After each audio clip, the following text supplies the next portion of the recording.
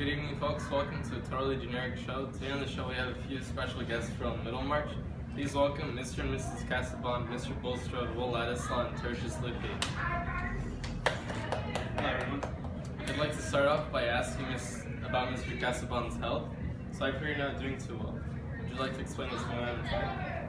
No, I didn't even know what was wrong with me until the doctor told me. Ask him or my know-it-all wife. All right, Mrs. Casaubon. Well, my husband never really opened up to me or never told me anything about his condition. I found out his condition by myself when I went to go visit his doctor. Well, maybe if you would have preferred honesty, you would have looked in my direction. I mean, take my mother for an example. She left money for her true love.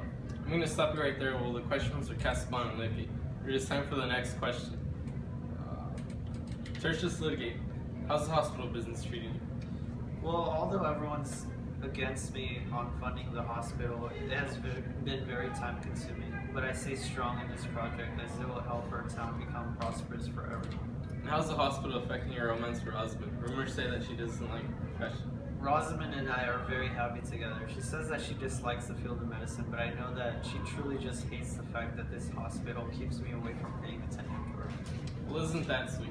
Mr. Casaubon, how do you feel about dying? First, I had to make sure that my wife carried out all my wishes in case of my death. Even though he never told me what his wishes were, I was ready to make this promise to him, but as I went to go look for him in the garden, I realized that my husband was dead. Well, personally, I feel for the guy. I mean, he's helped me through the struggle. While I was financially unstable, he's helped me out. I mean, the man even paid for my tuition. Certainly, Mr. Casaubon is a great and humble man, worthy of a proper farewell. You know, one thing that goes through my mind at the moment was the day my sister said and broke the news about a fortune my husband left without me knowing, but with the condition that I don't marry Will. Honestly, at first I felt repulsion towards my dead husband, who hid all his thoughts from me, and second, I felt a strong yearning of heart towards Will. I see that my husband was a man unfair and uncaring, but I realized that money isn't a solution to my happiness, and if Will asks me for marriage, at some point I'll say yes. Well, isn't that some crazy news? But I'm glad to hear that you're happy. Well, you seem pretty upset. What's going on in your mind? Well, you see, Mr. Casaubon has been giving me the cold shoulder for some time. Like during Sunday service, he didn't even look at me. Even in his death, he has disowned me by not allowing me to marry Dorothea.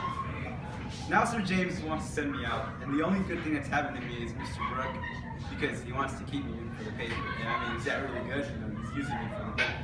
Ouch, sounds like you've been having a rough time. Now, we don't have much time left, so before we end off the show, I want to bring up the recent purchases Mr. Bulstrode has made. You mean the Stone Court estate? Yes, I did buy the estate from Joshua Rigg and commissioned Mr. Gaff to manage it. Really, let me ask you this, Mr. Bulstrode. What was more expensive, the investment in the Stone Court or the silence of John Raffles? All right, listen. Raffles is an old friend.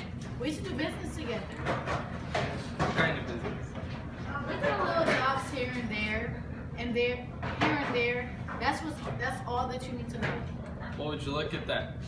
What a conservative man. Anyway, our time is up. Thank you to all our viewers tonight. For a round of applause for the guests tonight. It's been Luis. Good night.